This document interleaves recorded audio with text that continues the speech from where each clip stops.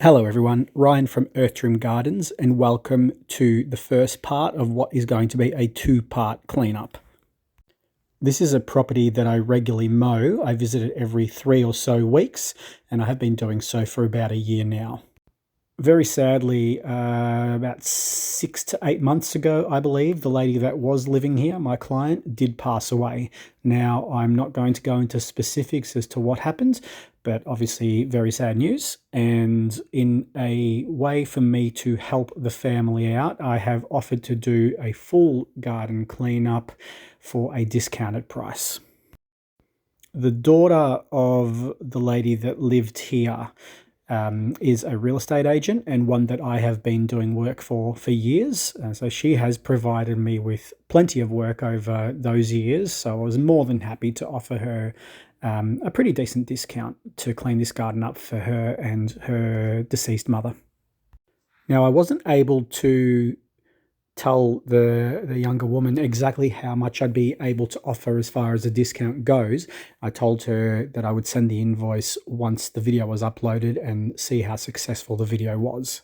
So basically what that means is the more views I get on this video, the more of a discount I will be able to apply for the client. Also, if you are feeling generous, I have got the link to the Buy Me a Coffee page in the description of this video, and those donations will help the discount to the client for this cleanup. Now, you may be wondering, Ryan, why didn't you start right at the front of the yard? Why did you pick this point in the middle of the yard? Basically, the reason is I thought it would be fun. I thought I'd enjoy starting on this section, and it was something I really did enjoy, and the turnaround is fantastic, if you ask me. Let me know what you think of the turnaround so far. Love to hear your thoughts. Thanks for watching as always, and I'll see you next time.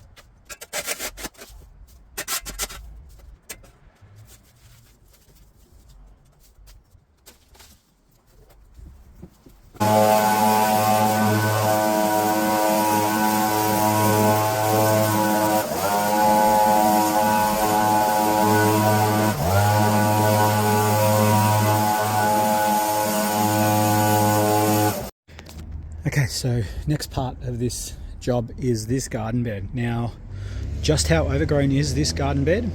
And the answer to that question is yes. It's probably one of the nastiest ones I've seen. We've got a fallen over yucca here, which I'll have to cut up into smaller pieces with my chainsaw and throw into the trailer. And I'm going to cut these ones that are hanging over onto the driveway back. I might cut some height off the top of these. We'll see how we go. It's not really a massive priority. And same with this lot. I'll cut that back into line with the edge of the garden bed. And do I hand weed this, or do I just snip and poison? I'll see how easy they come out by hand. If it's going to be a lot of work, then I'll probably just slash it and spray it with a heap of poison. Now, the only space I've got to park is right here, so camera angles might be a little bit tight. We'll see how we go. So if the angles and shots aren't the best, I do apologise, but it's the best that I can work with. All right, let's keep going.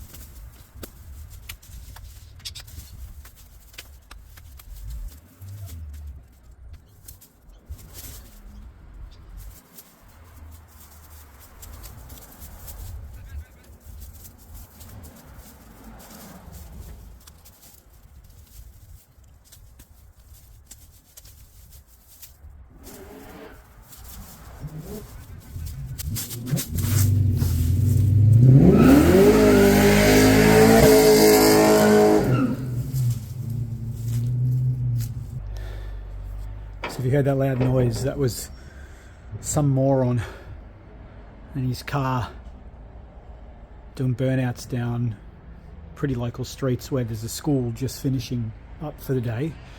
Number one, an absolute peanut of a person to do it when there's kids around. And number two, is he trying to show off in front of the school kids? I mean, that raises some questions to begin with, doesn't it? Anyway, not my business what he decides to do with his spare time. Let's keep going.